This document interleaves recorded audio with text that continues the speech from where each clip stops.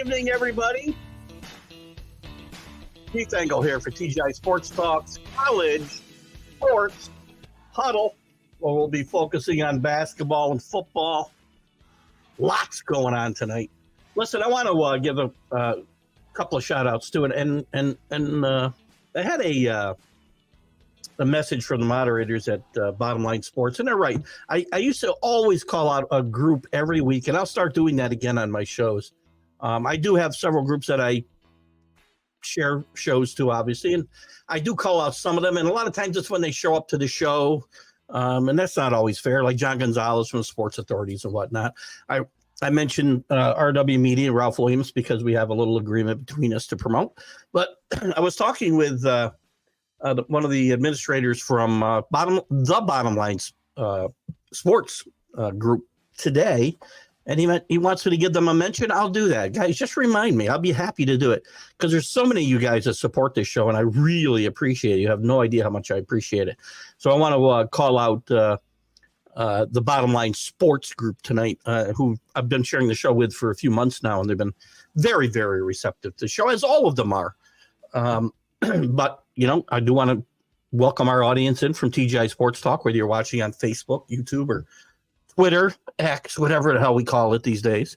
The Northeast Streaming Sports audience, who's on Facebook, YouTube, and the Roku audience will see this show on Saturday morning at 9 a.m. I did forget to share last week's show. My apologies. And, of course, Let's Talk Sports. We're live on their YouTube feed. Great content on all of those channels, by the way. So please do that.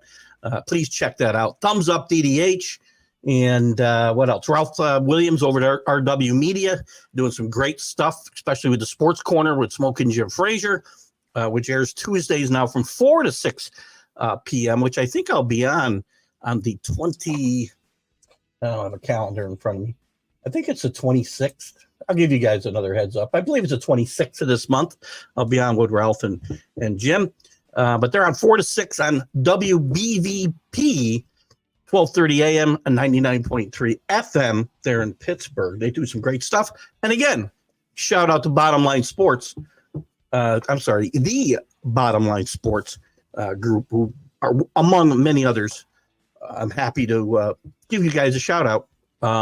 If you remind me to do so, or pop in during the show, and I'll be happy to put up whatever kind of little promo you want to put up in the comments. I'll be happy to do that as well. So we appreciate your support in the groups that I share to, and hope you continue to do that. So those of you that are with me tonight, what are we going to get into? I see Russell Baxter out there tonight. I always like to call out people now. I'm trying to look at the likes and loves and the emojis and whatnot. And if you're not commenting, I try to call out some people if I can see them. I can't see everybody that's out there, but I like to give you a little shout out. So thanks for tuning in tonight. We'll get into a bunch of stuff.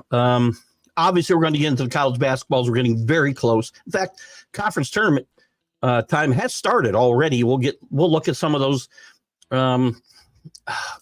second tier leagues, if you will. I want to be kind.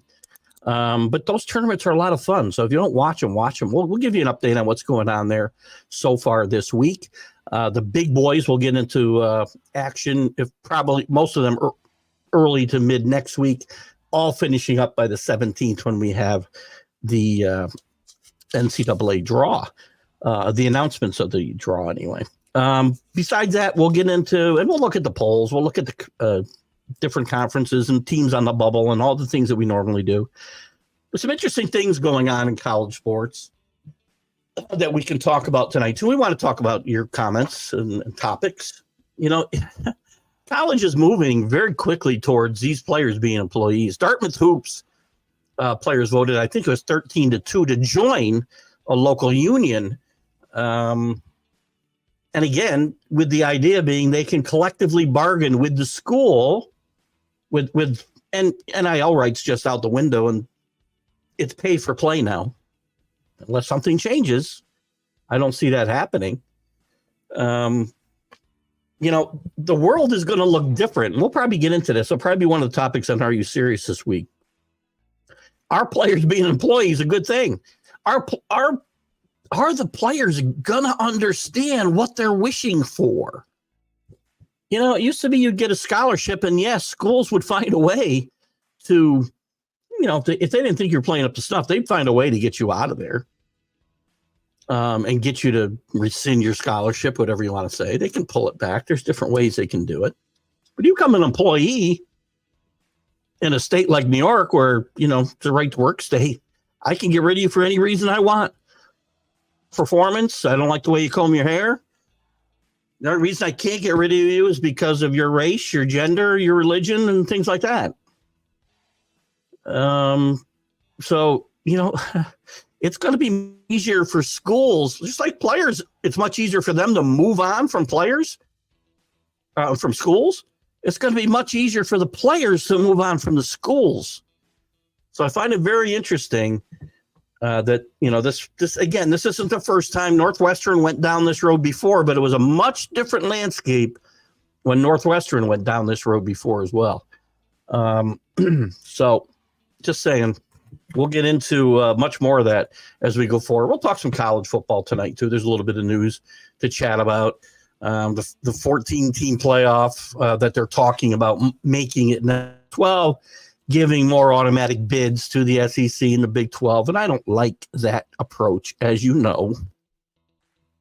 Let's have a real, why that's not, again, we'll see if our good friend John DeLon is here tonight. But again, the big argument, his big argument, and many others people's is, the expansion for the playoffs is making it what is it? Participation trophy tournament. That's not true if you invite true champions, by the way. But he doesn't seem to get that. So anyway, we'll talk about that. We're going to get into the polls, and we'll start with some college basketball. We'll get into some college football. I do want to look with the tournament starting. We certainly want to look at those tournaments and see what's going on. Good evening, Rick Sherlock, Philip Perthite. Good to have you with us tonight. And JB from the Back It Up Binge podcast. See, and that's why I always say, too, to you guys at Bottom Line Sports, I apologize. I'm certainly not looking to not give you guys your props, the groups that let me share. But JB and his ilk will always get a little shout out because they're here and they participate a bit. So it's easier for me to keep them top of mind. And I'm not saying you got to come and participate, but just give me a reminder and I'll give you a shout out, which I did. And we'll continue to do tonight to the Bottom Line Sports Group. So I'd like to do that. You guys have been very, very, and JB has a good podcast too, by the way. Check him out. I know you can get him on Twitter. JB, I try to give JB the opportunity to promote himself a little bit. Give me some times and how to catch him and where to go like, follow. But go do that. And I'm doing good, by the way. You did say how I'm doing. I didn't answer you. I'm doing great. Doing great tonight, JB. Got a little bit of a head cold and a runny nose for the last week or so, but we're continuing to hang in there, doing well. Trying to get back into the swing of things in real life after being out of what felt like out for a month, but we're having fun.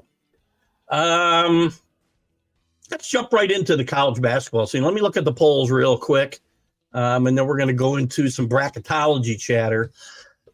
Interesting stuff. There's a lot of movement. Every day it changes. I said that Sunday during the Sunday show.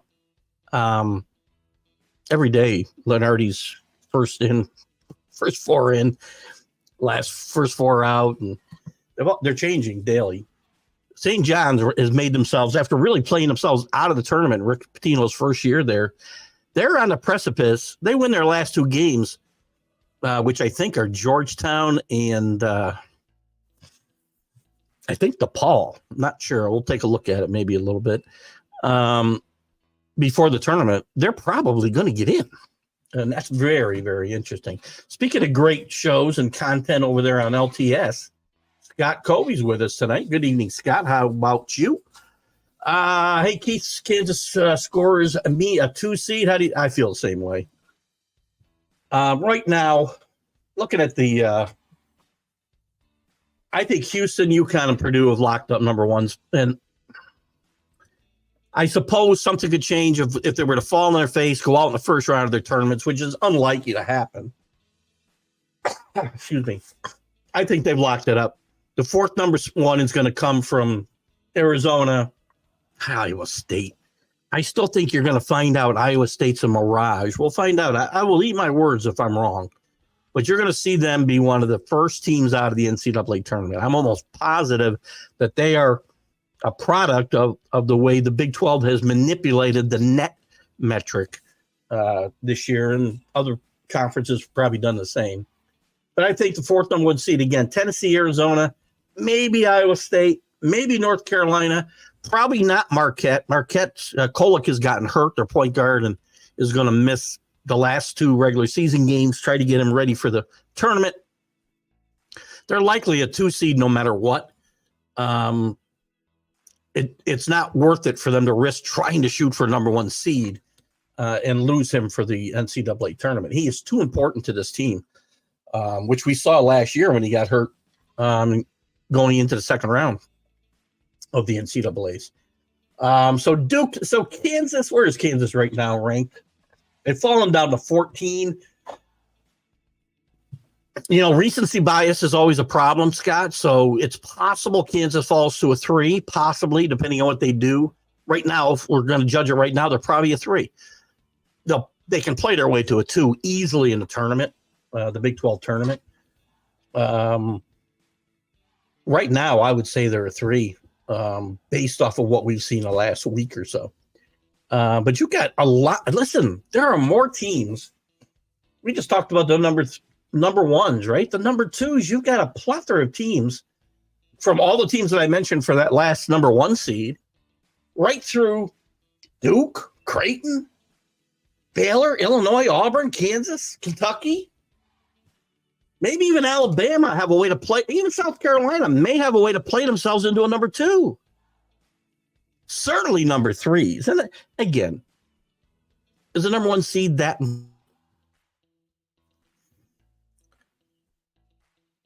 Some interesting stuff has gone on, though. South Carolina's moved all the way up to 17. Kentucky's Kansas has fallen all the way down to 14. Marquette dropped 3 spots this week to 3. Big mover Baylor up 11. BYU up 6 to number 20. Gonzaga up 4. People keep counting on Gonzaga all year. And I've been saying, not a vintage Gonzaga team. And it looked like the Western Collegiate Conference might only get 1 bid for a while, maybe just St. Mary's. Well, it's possible they get 3. I think San Francisco could be in play out there. And I think Gonzaga's got themselves in a tournament right now.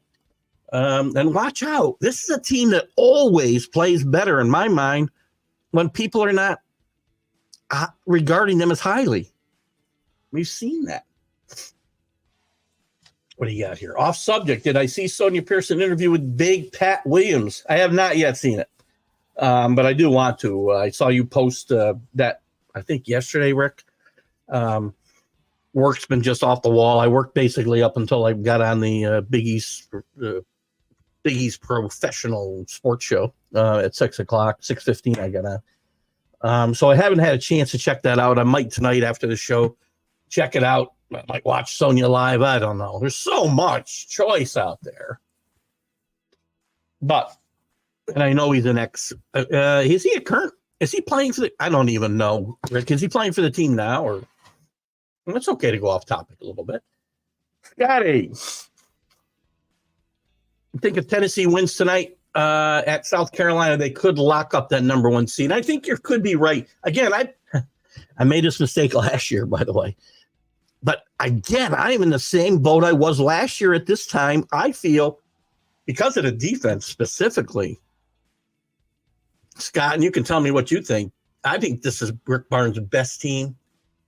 If they score enough points, they could go far in the tournament. They could lock up that fourth number 1 seed with a win at South Carolina, a really good South Carolina team tonight. Again, you got to avoid a big pratfall in the conference tournament, right? But I think you got a good point that Tennessee could easily lock up that fourth number 1 seed tonight. The big fall, by the way, back to the polls real quick. St. Mary's drops past Gonzaga in the polls all the way down to 23. They fall 6 spots.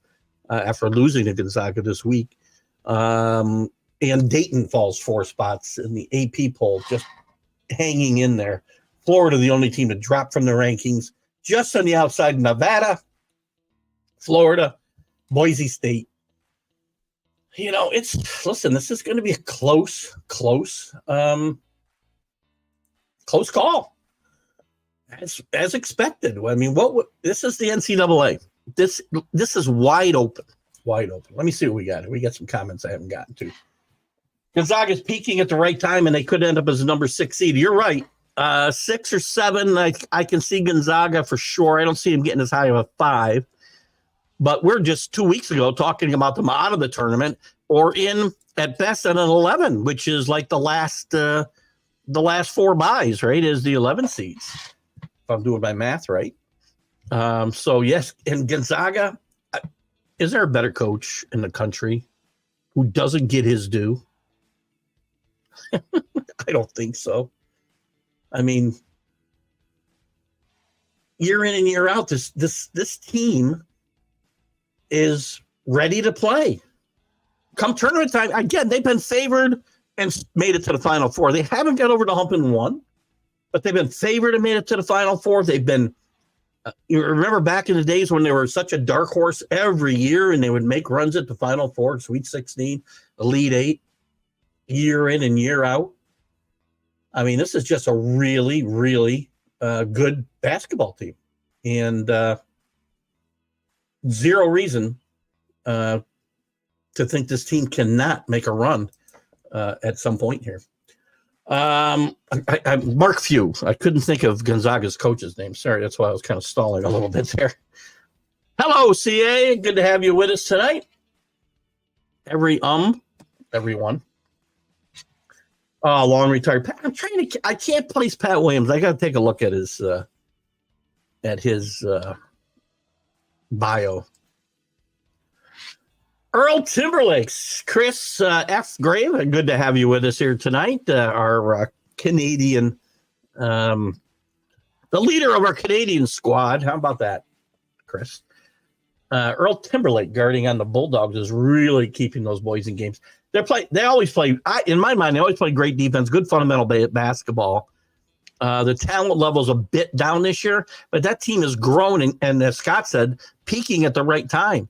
Mark Few knows how to coach basketball, and they played a good non-conference schedule. Had a couple of Pratt falls mid-season and whatnot, where it looked like they may fall out if they fell onto the bubble, if not off the bubble. But did very well. Pat Williams retired in 2013, I would say. There's the Daniel Berry Sports Highlights. How you doing, buddy? Good to have us with us. Good to have you with us. Again, there's a great point. You guys, come on, Daniel Berry. They get their little shout out. I don't even share my stuff to Daniel's Sports Highlights. I'd be happy to share my podcast to this Daniel Berry Sports Highlights if he wanted it. I haven't even requested it, and I'm not necessarily asking now. But if Daniel wanted it, we'd share it. So again, any of you groups that are watching, administrators, moderators, just let me know you want to mention, and I'll give it to you. And it's hard for me. I kind of tend to fall to the guys who kind of pop into the show, and that's where it happens. But again, I wanted to give a shout out tonight to the Bottom Line Sports Group because they have really boosted the viewership for the show a lot from their group. So thank you. Scotty says it's by far the best team. I love the athleticism and length his team plays with. We're talking about Tennessee again now. And again, I thought the same thing. Last year, Scott, and I think they are more athletic this year. They were good last year. They were very good defensively. I thought a bit challenged offensively, and we saw it in the tournament where they made a fairly quick exit. But I think Rick Barnes is another one of those coaches that, again, it's hard to say underrated because he's won everywhere he's been, right? He was at Providence. He was at Clemson. He was at Texas. He was done well at Tennessee. I think those are all of his stops. He's gone to the NCAA tournament with all of them. He's had some highly ranked teams at different times at Tennessee, at Texas. and just hasn't really gotten, to the mountaintop, if you will. He's a good basketball coach, and this might be his chance right here. Team to watch out for in the tournament. We'll see. There's our boy, John DeLon. How are you? Good to see you. Our SEC elitist, which is a moniker that John wears proudly. So we're happy to lay it on him. Scott talks about the Kentucky win. Yes, Kentucky's a very interesting team this year. They've got some really good wins. They got some really bad losses. They have rebounded from where they were the last few years, in my mind, under John Calipari. And they played pretty good basketball the second half of the season.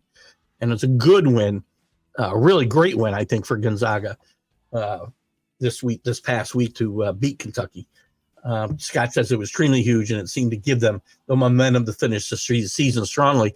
Great momentum going into the WCC tournament, because beating St. Mary's in that tournament is really going to give them a shot. Might even get them to a 5 seed. If they finish out the regular season, which they probably only have one game, maybe 2 games left, and were to win the tournament, I think it would give them 2 out of 3 wins against St. Mary's this year, if I'm not mistaken, Scott. And maybe propels them up to a 5. It's probably a reach, but we'll see. Chris says, back to those UNLV Rebels, which I think we talked about them last week. They got a 5-game winning streak now. Let's see. Yeah, I was trying to get to my, hang on one second while I try to get to our bubble watch, and see where they're. We'll go right to the Mountain West real quick, since we're talking about it here. Right now, and I'm going by, obviously, so right now, San Diego State's in, Boise State's in, Utah State's in. I'm positive. I think Colorado State and I think Nevada are all in. 5 bids, maybe New Mexico on the bubble. I don't know if UNLV has made the bubble yet or not. Let me see where Lenardi's bubble watch is. They got Vegas. Yeah, he doesn't have Vegas on the bubble or in just yet. So, but UNLV, number 1, could conceivably win the Mountain West tournament, which gets them in the tournament. And I think if they have a run to the semis or even the finals, the finals or even the semis, it will increase their likelihood of maybe getting to the bubble. I've never seen so many teams really coming on and off the bubble. It seems nightly. For sure. Sonia sharing. Thanks, Sonia. Good to have you. Check out Sonia's stuff on Northeast Streaming Sports. Put your information in the comments, and I'll be happy to make sure I get it communicated correctly, Sonia, please. Thank you. Let's see who else is out there we aren't seeing. Some people like to hide on me. Just kidding. Sonia's got some great stuff. Steve Orpello, good evening to you. How you doing, buddy? Hope you're holding up okay. Give us an update on your status. That'd be awesome. Always rooting for you, my friend. CA says, I'm sure glad college basketball season is about to start. Good point. It does seem the regular season is long, man. It's getting long. It's like the NBA. And, we play all these games for really a 4-week stretch. We say a 2-week stretch or a 3-week stretch, if you want to say, when we get to the tournament. These next 2 weeks, I love it. Scott thinks New Mexico's out right now. I'd say they're out. They're on the bubble at best. In fact, Lenardi's got them in the last 4 in. I would have them out right now, and probably, I don't know. I mean, you look at Lenardi's on the bubble, and we're going to go back to all the leagues here in a second. Here's Lenardi's last 4 buys: Colorado State, Florida Atlantic, Villanova, TCU. Last 4 in, which means they got to play in the play-in game: Seton Hall, New Mexico, Virginia, Wake Forest. First 4 out, St. John's. I think St. John's wins their last 2 regular season games. They might be in without even playing in the tournament. Utah, Providence, Iowa. Iowa's moved up. They were the next 4 out last week. Always rooting for Freddie McCaffrey out there in Iowa as well. Colorado's dropped a bit with a loss. Well, they won the other night. They didn't play that well, I didn't think, against I'm trying to think who the heck they played. I bet the game. Can't remember who they played. They were 12-point favorite. They only won by 10, I think. Pittsburgh and Jeff Capel has got to the next 4 out. Drake in that Missouri Valley Conference, very interesting. Could have 3 teams in, could have 2. Indiana State playing really well. You could see some bids being stolen if some of these teams that are, doing really well at the top of their conferences lose and have to go the at-large route. It'd be interesting to see what the committee does with some of those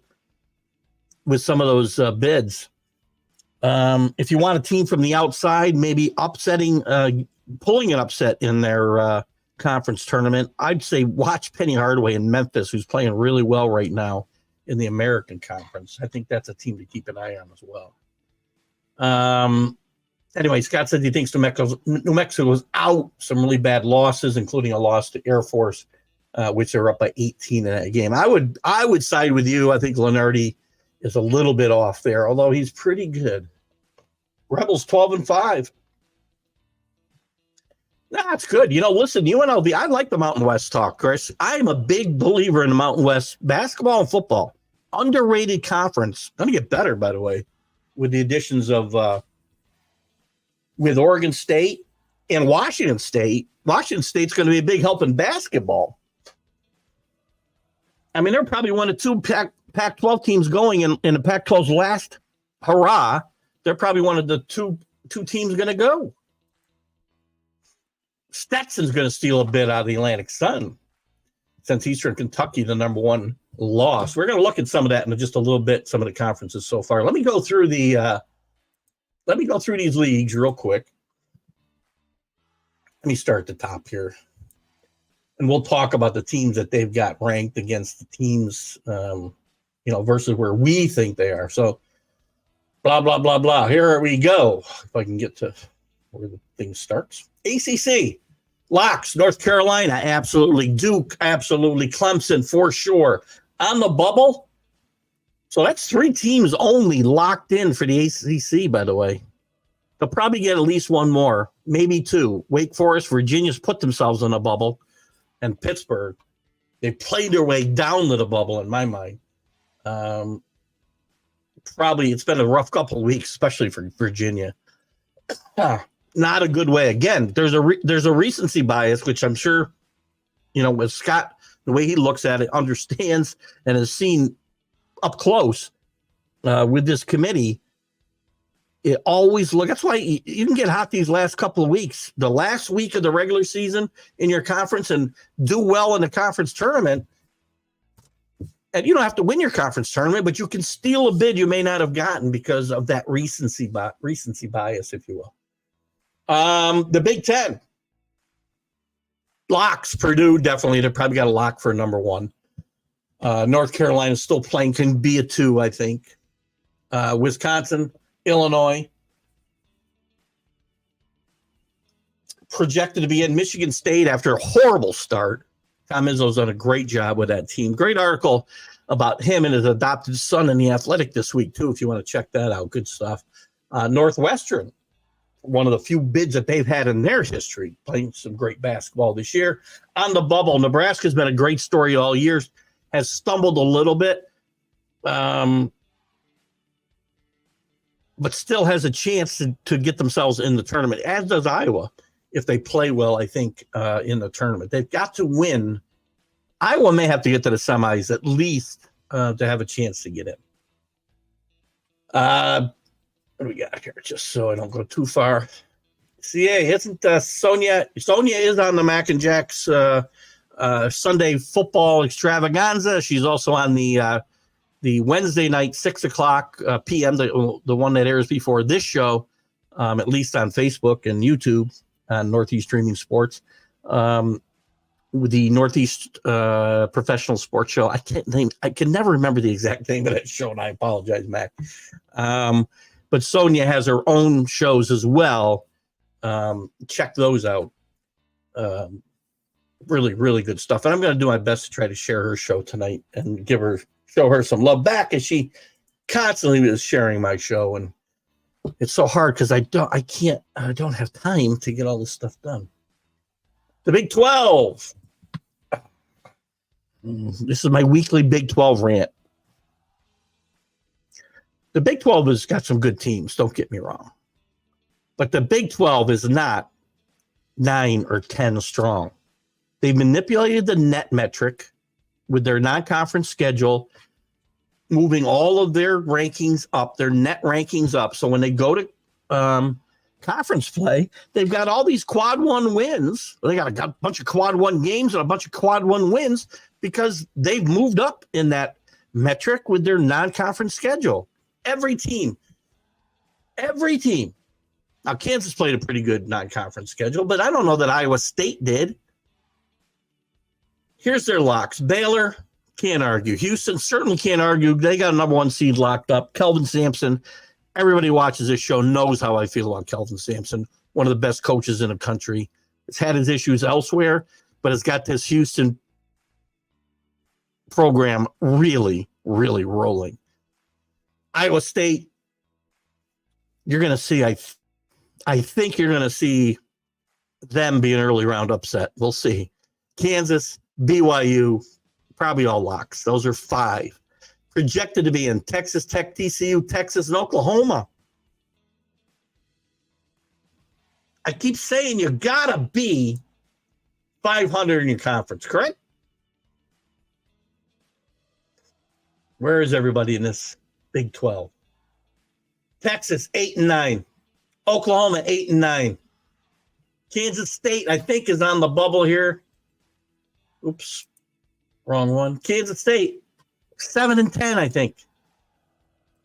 Take a look. Take a closer look.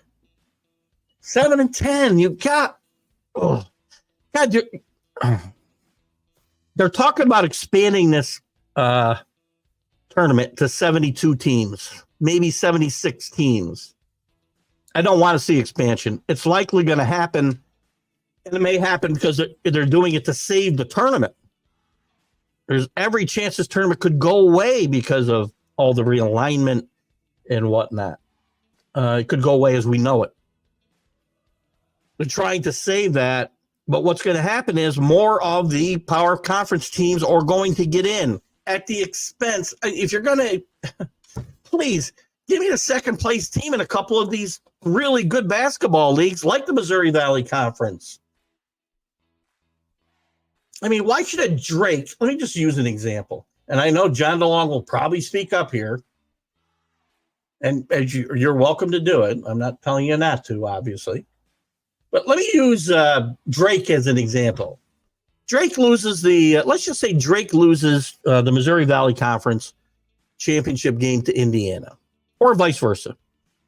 And that becomes a 1-bid league. I think it's a 2-bid league. Or even a third place team. Bradley's played really well. I don't want to see a team that finished 5-11 in their conference get in over a team that was 16-4 and 25-6 overall. Don't expand this tournament just to get more power conference teams in, which is what's going to happen. Ugh. Junior Soprano, Jack Snow. Junior Soprano. The Junior Soprano and Jack show. I'm not sure. Jack is the one that looks like Junior Soprano, by the way. If you're talking about that show, oh God, it's too funny. It would be Mac and Junior Soprano show. If we're on the same page here, John. Scott says there's no way the Big 12 gets more than 7 teams in a highly overrated league. They shouldn't, but I'm willing to bet right now, Scott, they're going to get 9. I've been on this rant for weeks. Committee's not listening. Are you struck? No, I already used it once tonight. You weren't here yet, probably, John. By the way, oh God, we'll go there. We'll go there after, John. Let me get through this. Let me get through this tournament stuff here real quick. Oh God. Big East, Marquette, UConn, Creighton. Easy. UConn's probably a number 1 seed right now. Creighton and Marquette, both with a shot at number 2s, at least on number 3. On the bubble, Seton Hall with a bad loss last weekend to UConn. They got creamed. That doesn't help. They need to play well in that game. Villanova, Providence, and St. John's. St. John's is helped by the fact that Villanova and Providence, who 2 teams they've beaten recently, won this past weekend over teams that were also at the moment on the bubble. In Seton Hall, Butler and Villanova both lost, which helped St. John's their resume a little bit. I think Pitino's done a really good job there. They had a bad spell here for a couple of weeks in January and started to right the ship in the middle of February, had some big wins. They beat Creighton on the road. They beat, I want to say they beat one of the other top teams. I can't remember too, but they've had some good wins here the last couple of weeks. And they're on the bubble. Win their last 2 regular season games, they're likely going to be in a good position, maybe win a game in the tournament, and they'll be probably on their way to the March dance. Pac-12, Arizona, Washington State. I can't see Colorado, I think, is on the bubble. Utah, I do not think is in the tournament. I don't think Colorado's in the tournament. I think the Pac-12 in its swan song with 2 teams in this tournament. And again, remember, there's some teams that are very, have had a good NCAA history in Oregon, UCLA, USC, all staying home. And USC and UCLA, a good reason why this tournament wants to expand because of the depth of the Big Ten. And then the SEC will be just as deep with Oklahoma and Texas going there.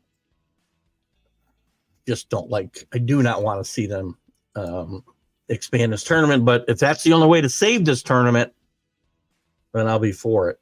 Locks in the SEC, Alabama. Been a tough year. This is a team that played a tough non-conference schedule. Nate Oates has done a good job. They need to peak at the right time. They need to have a good run, I think, in the SEC tournament. Probably will be a 3 seed, 4 seed at the worst. I can see this team being as much as a 2 seed. It's possible if they were to win the SEC tournament. Tennessee, we talked about. They're definitely a lock. Scott mentioned if they beat Auburn. I'm sorry, not Auburn, but South Carolina on the road tonight. They could lock up that other number 1 seed. But right now, they've got 6 teams in the lock category in Alabama, Tennessee, Auburn, Kentucky, Florida, and South Carolina. And I have no arguments with any of that. Projected to be in Mississippi State. I could probably live with that. And on the bubble, Texas A&M. It's going to depend. Texas A&M, Buzz Peterson's a really good coach, done a great job wherever he's been. Virginia Tech, Marquette, Texas A&M now. This team will need to at least have a couple of tournament wins to have a chance to make the tournament. SEC tournament wins to make the NCAA tournament. Mountain West, we already talked about. I do think New Mexico's out unless they if they make the conference final, they may be in, Scott. Chris, to your point about UNLV, they probably have to win the tournament to get in. Maybe getting to the final might be enough to push them past one of these other teams into the tournament.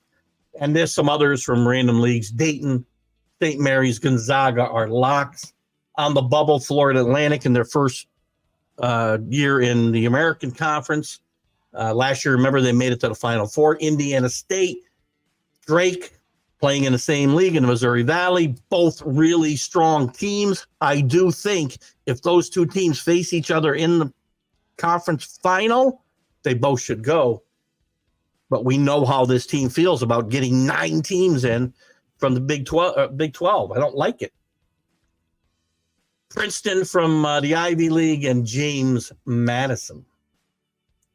So those are some of the teams that we can, talk about going forward. The 4 number 1 seeds right now, what Lenardi has. Let's see, who do you have it as his? Who do you have as his 4th number 1 here? Hold on. Blah blah blah blah. Purdue, UConn, Houston, and Arizona. He's still got Arizona up there at number 1. I cracked the door open with your views.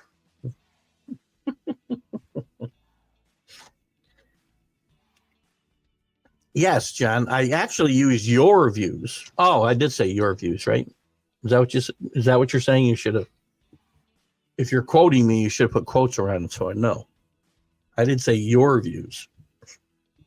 I was talking participation trophy syndrome when we were talking about. We can open the door on this right now because we can jump around the. We've gotten through some of the basketball stuff. We can look at some more. I was going to look at some college football stuff as well as some basketball stuff. I opened the show, by the way, if anybody wants to comment about Dartmouth voting to join a local union so they can collectively bargain with the school. Again, it's pay for play for sure now. What's college sports going to look like when these players are employees and not players anymore? It's going to be much easier for universities to move on from the players. It's already easy for the player to move on from the university. It's going to be much easier for the universities, and the players should be careful what they wish for. But that's why they want to join unions, right? Because unions protect people who need protecting. Those of us who don't work in unions and work in the the private sector, are really happy to let our performance speak for ourselves. So I probably just upset a bunch of union people here, which is fine. If you're a union guy, I'm not bashing unions. I kind of think they outlived their usefulness a long time ago. But that's just my opinion. I was talking earlier, Scott or John, about we can talk about both basketball. Excuse me. Sorry, both basketball and football. Talking about expanding their tournaments. Football hasn't even played a tournament. We're talking about going to 14 teams, and the reason being is to get more automatic bids to the schools that are in the big conferences like the SEC and the Big 12, Big 10, which I'm sorry, the Big 10 can't count. Don't expect me to be able to count, okay?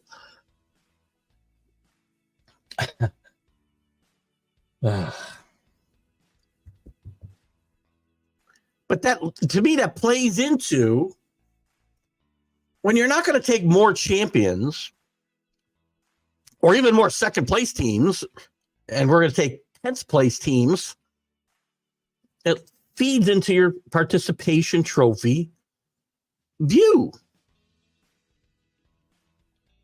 So in basketball, in football, if we're going to expand to 14, but not take more conference champions and more teams that were runner-up, 3rd, 4th place in the Big 10 or the SEC, again, how is that not more of a participation trophy look than what we have now?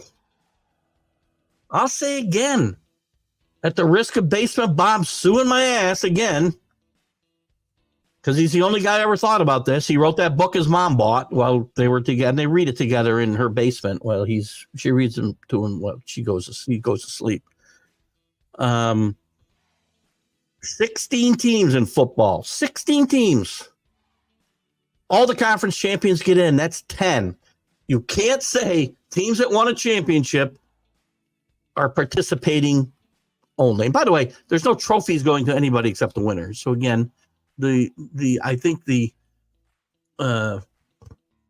terminology needs to be different in this regard. Participation trophies is giving everybody who plays in a tournament a trophy. That doesn't happen in basketball. That's not going to happen in football.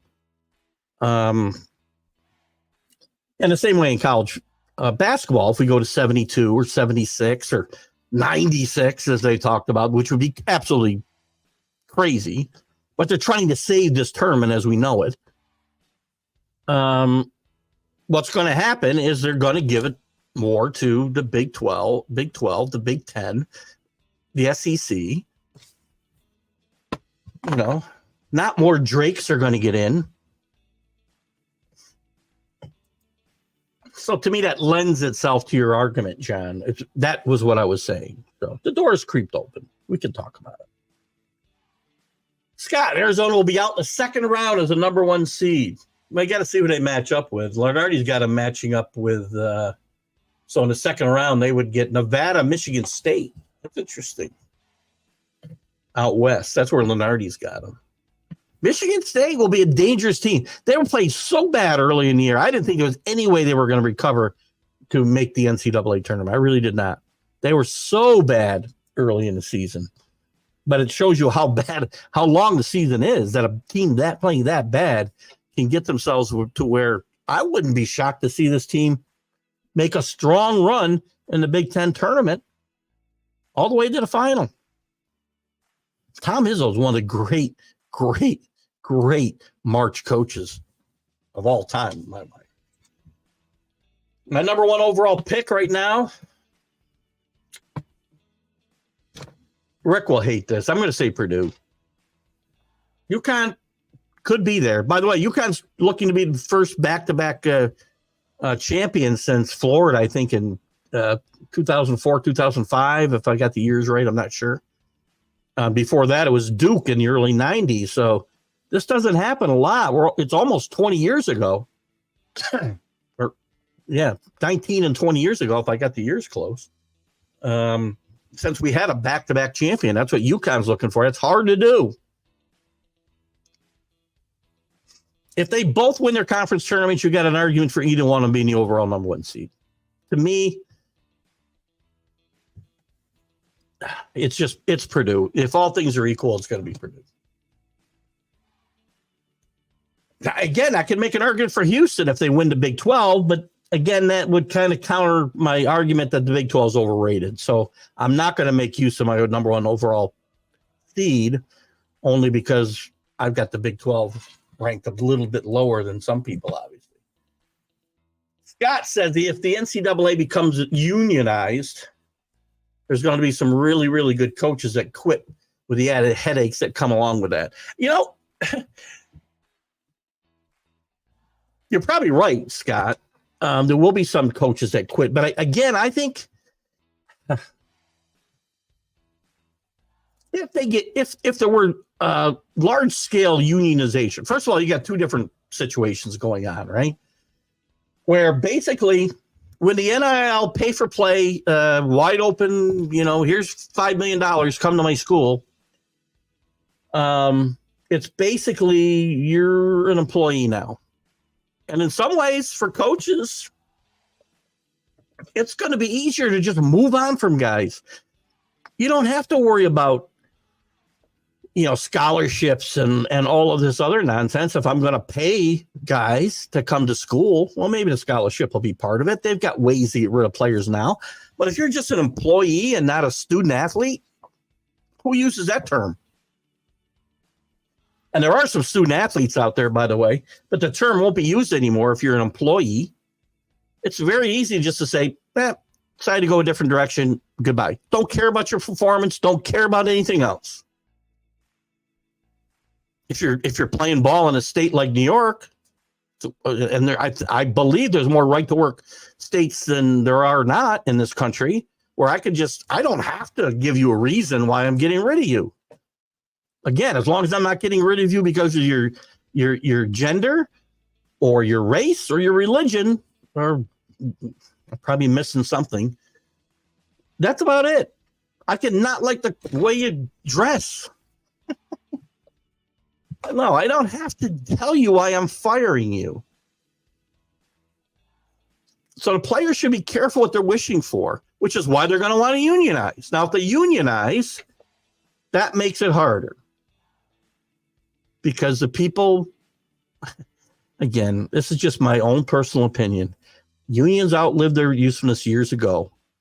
There was a time when the worker in this country needed to be helped, needed to be taken care of, needed to be protected against the big bad owner over here who was making you work, 15, 16 hours a day for $1.50 an hour, 75 cents an hour. Those days are long gone. And unions only protect the people who don't do the work, don't carry their share of the load, in my mind. Now, for the most part, again, are there places where people may have had injuries at work and unions have protected them? I'm sure. As somebody who's worked in the private sector and been happy to let my performance dictate my wages and dictate whether I kept my job, and I've had 2 jobs in 40 years, then I will, whatever. Just saying. Grow up. It's not about fairness. Money's driving the bus here. What did I say about fair? When did I talk about fairness? Oh, as far as the picks? Again, I don't need to grow up, John. I understand. I'm a big boy. I live in a world where there is no fairness. Right? Just talking, I understand what drives the bus. The world isn't fair. I could go to work tomorrow. I just said I'm happy to let my performance dictate what I do. And I know we're talking about 2 different things here because you're talking about the expansion and, letting the teams from the big conferences go. So I really don't need to be told to grow up by you. I know how the world works. I know that I could go to work tomorrow and be told that my service is no longer required, even though I've done an exemplary job for the last 22 years there. I know how the world works.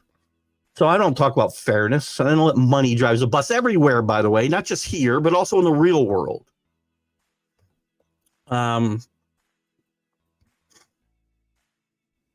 I'm talking about my own perspective, okay? I don't need to see the 10th place team in the Big 12 or the Big 10 or the SEC get in over a strong second place team like Drake or Indiana State or, I don't know, St. Mary's, Gonzaga. I'm just throwing names out there. I'm trying to think of some other conferences that are going to be I'm trying to think of some other schools where they might be getting they should get maybe even the American Athletic Conference, right? And that's in the basketball. In football, you don't want participation trophy tournaments, John, so you should not want the 4th place team in the SEC or the Big 10 getting in over maybe a conference championship champion that's more deserving. I didn't talk about fair. And I know money drives it. And if do you think that's what should drive it? Then the money's driving the participation trophy aspect that you think is there. Again, my vision for the NCAA football tournament is 10 leagues, 10 champions, 10 bids. Just saying. Depending on the rules paying out, a union could actually cut down on the headaches. Well, that's kind of my feeling. It depends on how strong the unions are, John, and the things that they're allowed to protect kids from. If it is, they have freedom of movement, but I have no freedom to get rid of them because the union is going to protect them, then my headaches become more.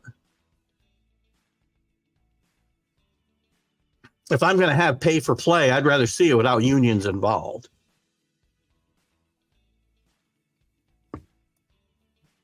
Just saying. And they say it's only so we can bargain collectively, but whatever. We're fired for wearing crimson colored polo. Is it crimson? Sometimes it looks crimson. Sometimes it's red, which is, I don't know, is that red? Is crimson red? I don't even know. I'm fairly colorblind. Sometimes it looks orange, so I don't know. Well, there you go. That could happen to me tomorrow, John. I could show up in a green polo, and that's not our company colors, and they say goodbye. Age. Need to be retrained. That could happen to me tomorrow. I'm not a litigious person, and I am aware of things, but at my age, if I were let go tomorrow, I probably would say, that's why nobody knows my retirement date, by the way, and nobody's going to know it until about 3 months before, probably. Although there's been times where I say I should let them know now, no matter how far out it is. So if I did let go, I'd have a way to sue them for ageism. You can't do that in New York State. You can't. New York State. That's the way it is, though. And I'm okay with that, by the way. I get it. My performance has always dictated whether I kept my job, and I'm okay. Careful talking about unions, etc. Sunday shows bleeding in. Yeah, I know. I got to talk about unions when they're part of the college sports world, though. CA, you get my feelings. You get my views, and I'm not. Again, if you're part of a union, God bless you. I'm glad you're happy. My wife was actually she was not. She was a lawyer for the state public service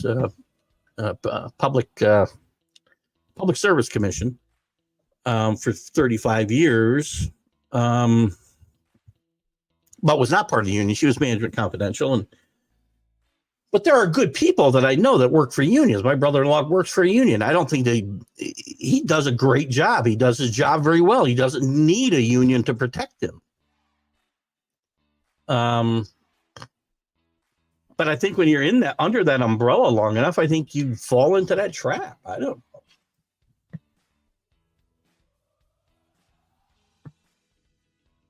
2 jobs in 47 years for taps. You should let me teach you how to talk to your bosses. I'm not sure. I'm not sure the context there. Not 47 years. Well, yeah. No, I shouldn't say that. It'd be 3 and 47 because when I was a kid at 17, I'm only 64. I'm not. Wait a minute. That's not even right. 27. No, that'd be 74. 17. Yeah. So there'd be 3 because when I was 17, I didn't have the 2 jobs I'm talking about. So from 21, that's why I said 40 years, John. I'm not sure exactly what you want to teach me. I've been a valued voice in the ear of my bosses, I think, for those 47 years.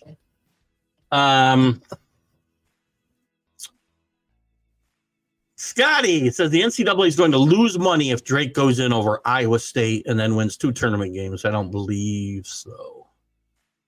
Say that again. Oh, that's the question. Is the NCAA really going to lose money if Drake gets in over Iowa State and then wins 2 tournament games? I don't think so either. First of all, they're not getting in over Iowa State, right? Because they're too highly ranked. They're not even really falling into the criteria I'm talking about. I'd probably be talking more about Oklahoma or whoever, but your argument's still the same.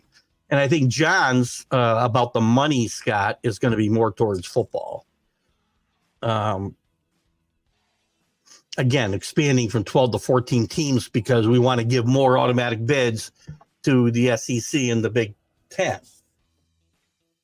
That's where they think the money comes in because I want to give it. If we're going to put 2 more bids in, then I say, well, get 2 more conference champions in there, not 2 more teams that finish 3rd in their conference. So I think John's argument, and John, I don't want to speak for you. I promise you. I think John's comment there and his argument is more about well, maybe not because I was referring specifically to basketball at the time. Money does drive it. But in basketball, when we're talking about 72 teams or 76 teams, well, 68 now, 72 if they expand to that, 76, 96. What I need 96 so I can invite the entire SEC and the entire Big Ten and the entire Big 12. Now I do have a participation trophy tournament. I'd be okay. Listen, by the way, when we talk about this and expansion and tournaments, I talk about football and being okay with 16 teams and all conference champions get in, I'd be okay going to reducing the number of teams in the how many conferences are there right now? I had this here somewhere. Championship week. I think there's I had the number right here in front of me before. I want to say there's like 20. Damn, I can't find the 32 automatic bids. There's 32 Division I conferences. I'd be okay reducing the number of teams, not increasing it. But again, in basketball, we have automatic bids and every conference is represented in the tournament. That's the way football should be. Same way. There's only 10 conferences, not 32. Just me. CA, another huge. CA's got another hope feeds another dream. Another truth installed by a machine. By the secret wish, the marrying of lies. Today comes true what common sense denies. CA is a very eclectic person. He's got to be the most eclectic person in my following, I would say. At least the ones that I know about. So, CA, you continue to contribute to the show. Everybody, Scott says, watch out for the 24-hour Keith Engle channel when I retire. You're going to have people all over the world, Scott, rooting for me never to retire from my real job.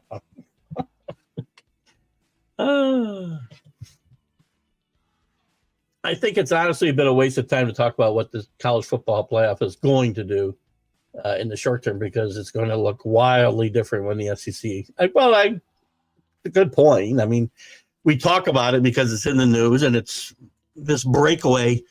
This breakaway is not going to happen yet. This will probably seem like an incredible waste of time 5 years from now when they do break away.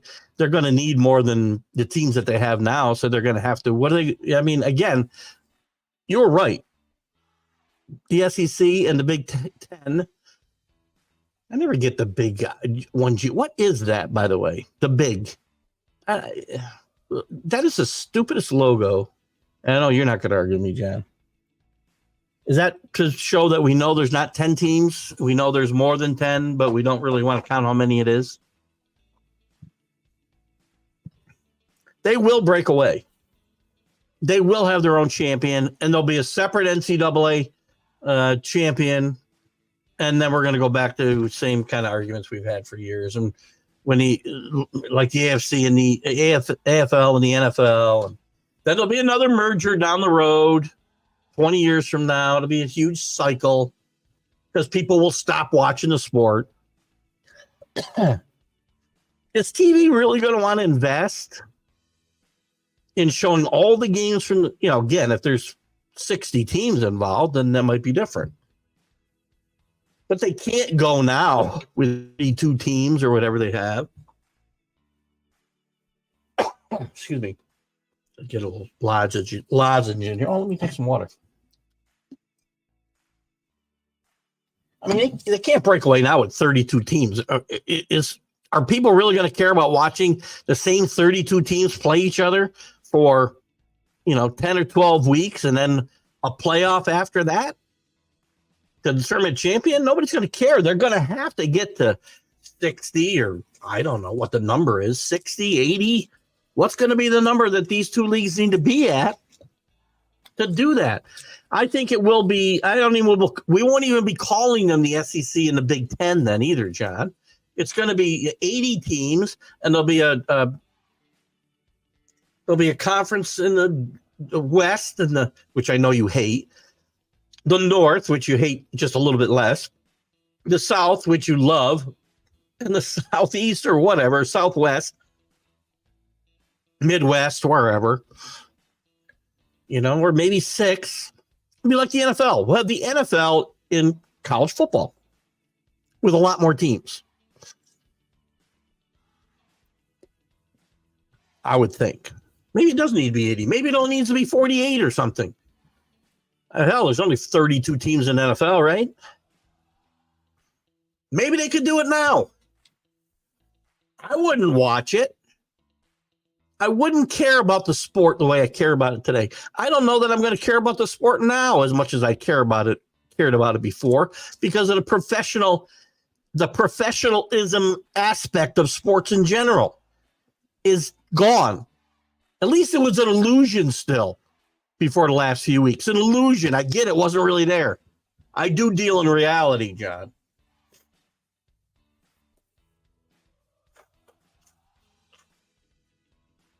This is me crying over the loss of amateurism in college sports. I watch college.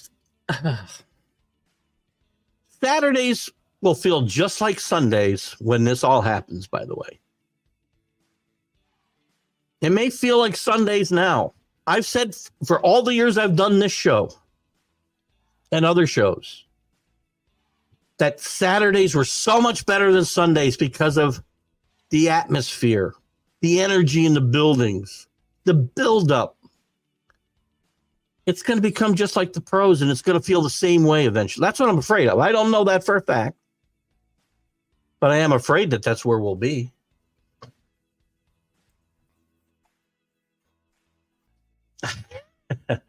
Not yet. I've been swamped, John, or CA. I did find it. I don't know where I found it. I don't know if I found it on Netflix. I don't know if I found it on Tubi or Pluto. Somewhere I found it and I saved it. So I will watch it. Promise you. I'm going to try to get that in the next couple of weeks just so we can discuss it on a Sunday Stream of Conscience show.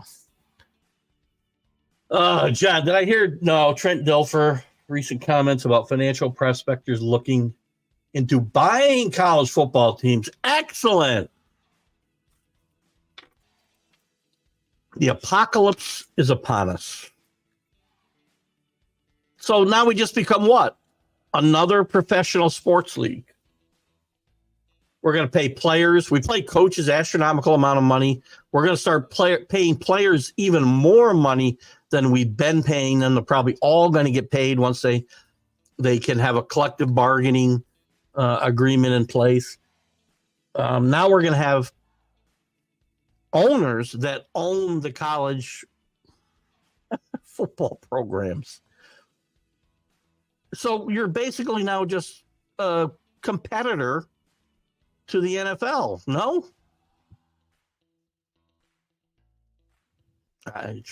I'm at a loss.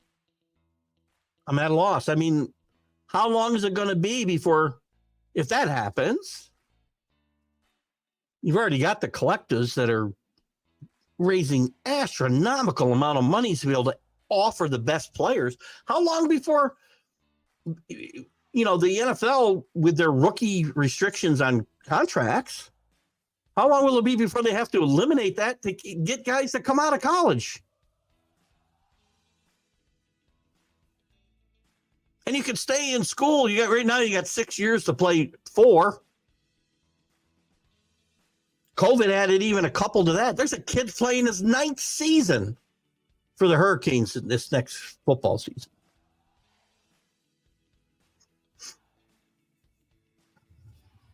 I mean, does anybody care about the sport? All they want to do, and John's right, it's the money drives everything. They will ruin. Well, they probably already have. It's probably too late. The genie's out of the bottle, right? Can't put it back in.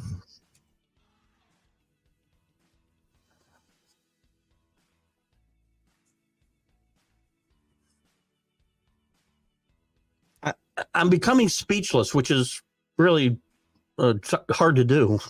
That's my wife. My wife doesn't believe I'm shy, by the way, but I am.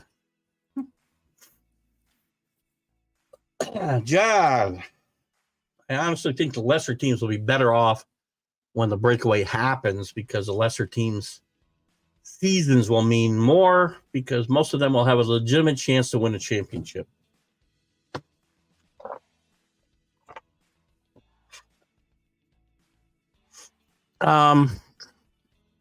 Yes, and somebody like me will pay more attention to those lesser leagues. Forget about the lesser teams. It's all about leagues. Because if the SEC, and Trent Dilfer may be totally right, by the way. I mean, if the Big Two are going to add more teams and break off and have their own professional league, because we're going to have people that own the programs. We're going to have players that can make as much money as they can make on rookie contracts. Well, that's already the case. And they can stay there for 6-7 years. Can't play 6 or 7 years, but you can stay there and make money till you've played. And by the way, you can also play, 3.5 or 4 games. It might even be up to 4 games you can play and still redshirt for that year. So when I've got that professional league, to me now I've got a competitor for the NFL, and I'm not going to care about them any more than I care about the USFL, or I care about the AAFL or the XFL or anything else. I'm not going to care about it. I'm going to go watch the amateurs play, because that's what I liked about Saturdays.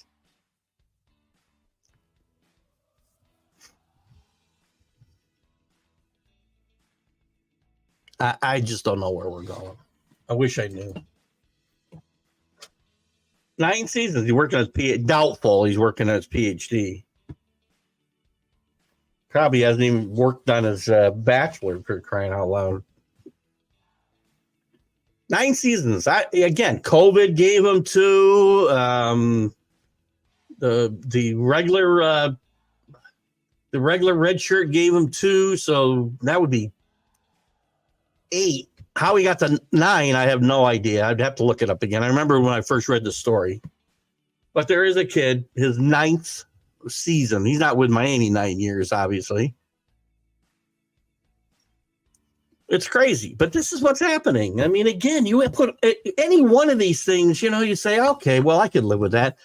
If the Big Ten and the SEC were going to break off and become their own entity, then I could probably live with that in itself, within the framework of college athletics, amateur, the illusion of amateur athletics. But then you add to it the NIL and pay for play, free agency every year. I could stay there for 9 years if I play my cards right. And it becomes professional. And I'm likely to migrate towards the lesser leagues if that's what you're going to push me to. And that's fine. They're not going to care if I go.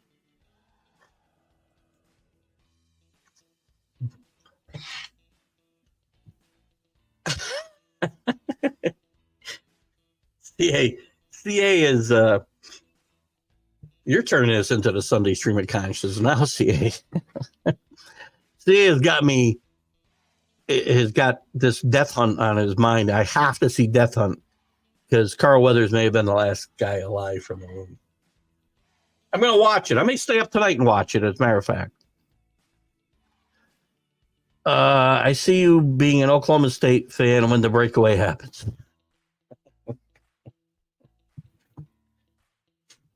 Well, so you're assuming the Hurricanes are going to be part of the breakaway, I guess. I don't know. Or is it just the color? I like Oklahoma State. I would think Oklahoma State might be part of the breakaway, though, John. I know you're not a fan of that program, but I mean, I don't think. Do you think the SEC and the Big Ten are going to break away? And we're talking about football only, by the way, folks. As far as I know, I don't know what's going to happen with basketball. Can't play a basketball season with 32 teams. Play a football season that way, I suppose. right? Have your own champion play from the SEC to the Big Ten. But I would think, from what I understand, even football is going to want to expand those leagues further. So I don't know. Where do we end? Miami will absolutely be part of the breakaway. You're right. I mean, that's the thing. Clemson, because there's teams that are not involved in the Big Ten, and Notre Dame is going to be part of the breakaway.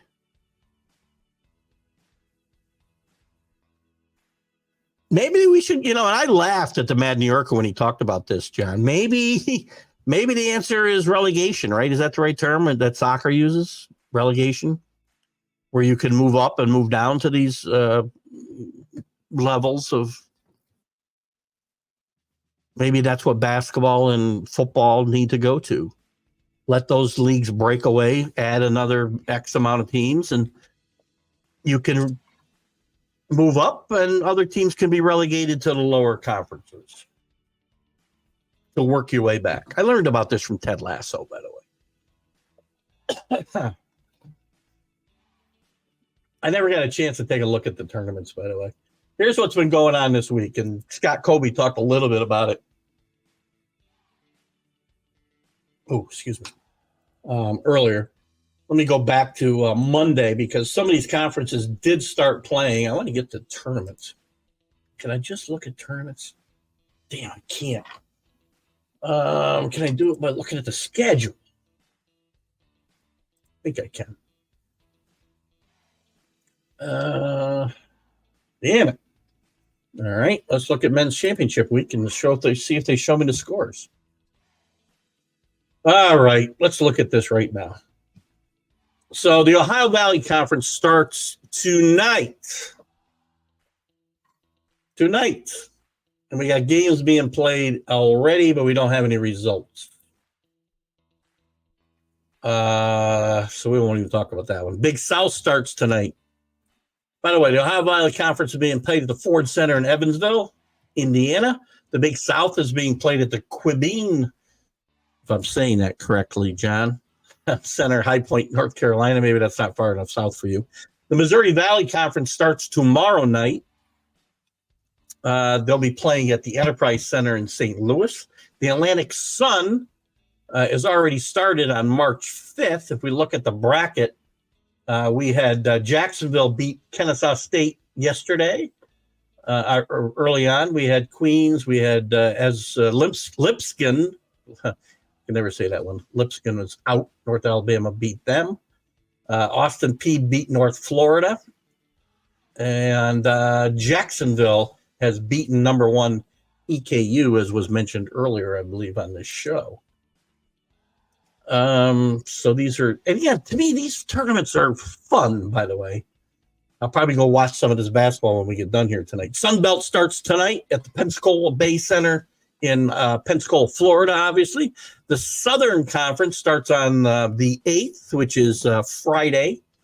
They'll play at the Harris Cherokee Center in Asheville, North Carolina. The Horizon League has started yesterday. They're playing in Indianapolis. Northeast Conference starts tonight, March 6th. They're playing on campus sites. Coastal Athletic Association starts on the 8th. They're playing at the Entertainment and Sports Arena in Washington, D.C. West Coast Conference will start on the 7th, which is tomorrow. They're playing at the Orleans Arena in Paradise, Nevada. Interesting tournament. One of the teams from outside wins besides St. Mary's and Gonzaga. It's going to be very interesting because you're going to have three teams from that. That's a bid-stealing league right there. Drake or Indiana State could steal a bid from one of these power conferences in the Missouri Valley, which we talked about earlier. Summit League starts on the 8th. They'll play at the Denny Sanford Premier Center in Sioux Falls, South Dakota. Southland starts on March 10th. Legacy Center in Lake Charles, Louisiana. The Big Sky starts on the 9th at the Idaho Central Arena in Boise, Idaho. The Patriot League started last night. They're playing on campus sites. The American East with Albany State, obviously, will start on the 9th. They start at campus sites, and I think they play the final at the highest-ranked team's court. Mid-Eastern Athletic Conference, Scope Arena in Norfolk, Virginia. That starts on the 13th. The Southwestern Athletic Conference on March 13th. They're playing at Bartow Arena. I didn't know Gene Bartow had a name, arena name for him there at UAB. Good for him. Great coach at Birmingham, Alabama. Big 12, T-Mobile Center, Kansas City, Missouri will start on the 12th. Mountain West, the 13th at the Thomas Mack Center in Las Vegas. The Big East on the 13th at Madison Square Garden. St. John's, I'm going to give you Scott Kobe. I don't know if you're still with us. I'm going to put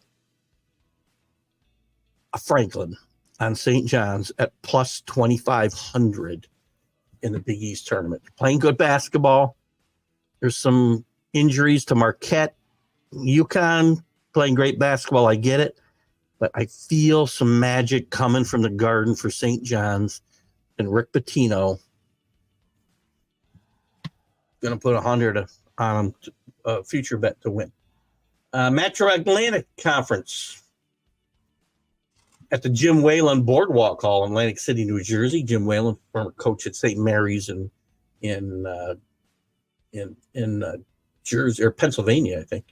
Mid-American Conference will start at the Rocket Mortgage Fieldhouse on the 14th. Conference USA, March 12th at the Propes. I got to be saying that wrong. Huntsville and Propes Arena, Huntsville, Alabama. ACC Conference, actually playing in D.C. and not New York City. That's nice. March 12th. The Big West, March 13th at the Dollar Loan Center in Henderson, Nevada. The Pac-12, T-Mobile Arena in Vegas. Western Athletic Conference, 13th at Paradise, Nevada. The Ivy League in the conference tournament game now. March 16th at the Levine Gymnasium in New York. Home of Columbia, I believe. Atlantic 10 at the Barclays Center. Interesting league to watch as well. Dayton has dropped, but playing some really good basketball, as some other schools. Southeastern Conference, March 13th, Bridgestone Arena in Nashville. American Athletic Conference, March 13th at the Dickies Arena in Fort Worth, Texas. And the Big Ten, Target Center in Minneapolis. So there you have all your conferences, and we'll get into those scores and where would people stand here this weekend. Isn't there a league now that operates with 32 teams? I don't know a league that works with 32 teams. Oh, if you're talking about maybe one of the Division II leagues might. No, nobody has 32 teams now. Not that I can think of, John. I mean, and not in Division One. You just look again. I'd be shocked. I can't be that far off, right? 2, 4, 6, 8, 10, 12, 14, 16, 18 in the AAC. 18, I think, in the A10. These schools conferences can't even count. There's nobody with 32. Unless it's one of the lower divisions, and I don't think that's the case either. There is one of the lower divisions in football that might pick 32 teams to play in their tournament,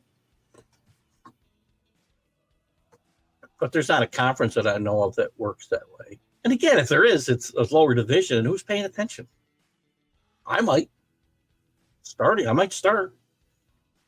I did pay attention this year to the division.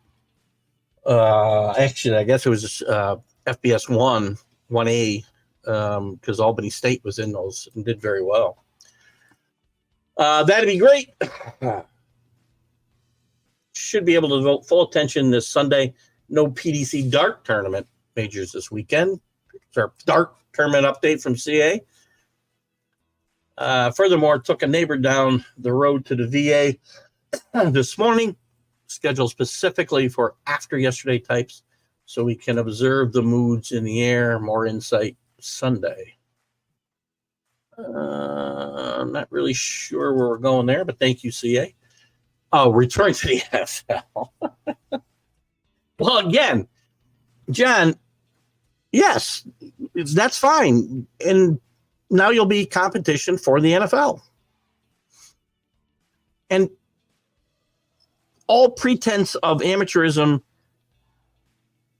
and full pretense that you're professional athletes at this point make it perfect for that new league made up of the SEC and the Big Ten, and maybe just take the 32 teams you have.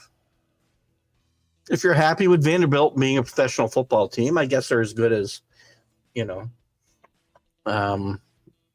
Carolina.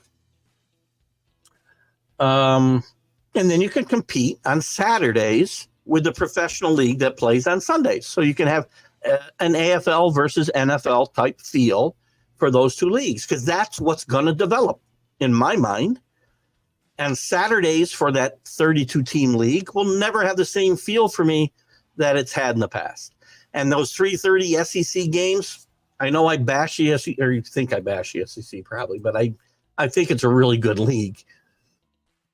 That 3:30 window for that SEC game, that has been my favorite football viewing window for 20 years or more, I don't even know, will be gone, because that will now be a professional league and no longer have the appeal to me on a Saturday afternoon, when I can probably watch NFL games as well, because they'll be scheduled on Saturdays to go head to head with your new professional league, whatever you're going to call it.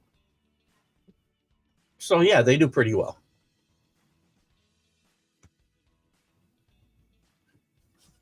I'm at a loss. Did I miss anything today? We talked about a lot of stuff. Let me look real quick. We got 3 minutes left. We'll probably wrap it up here. I'm just looking quick. Neil Brown got an extension from West Virginia. That's interesting. QB Manning opted out of the EA game, so I guess he doesn't need their money. And Johnny Manzel, interesting enough, I did want to talk about this tonight, has stiff-armed the Heisman committee and says he'll not participate in any of their ceremonies until Reggie Bush gets his Heisman back, because they changed the rules so Reggie shouldn't be punished. Well, if they raise the speed limit outside my house from 30 to 70, and I got a speeding ticket for going 40 in it 5 years ago, 10 years ago, when they raise it to 70, I can't go and say, give me my money back. No. The rules were the rules when Reggie was stripped of his trophy. Sorry. And guess what, Reggie? Get yourself a better white knight than Johnny Manzel, because I'm guessing they don't care if he shows up or not. Just thinking out loud. All right, guys, we're going to wrap it up. 8:28. Been a good show. A lot of fun. We set the stage for the conference tournaments, I think, pretty good. Thank you, Scott Colby, for tuning in. John DeLon, always will appreciate your insights. JB, Rick, who else? Stevie Orpello. Let me see who was up here. May not have commented. If there's anybody I want to mention, Vladimir. Vladimir's watching tonight from probably the Venezia, the Costa Venezia. If you're still there, Vladimir, thank you so much for tuning in and watching this college sports huddle. Vladimir's the best bartender outside of Mark Matheson that I've ever met. Tanner was out there. Linda McGrath was out there. Russell Baxter, we mentioned earlier. Those of you I can't see, thank you as well. Again, thank you to the Bottom Line Sports group for allowing me to share there, as long as all the other groups that let me do it. Keith Engle here for TGI Sports Talks College Sports Huddle. You guys have a great weekend, and we'll see you on Sunday with the Stream of Consciousness. We'll talk more college basketball then, I promise you. Have a good night.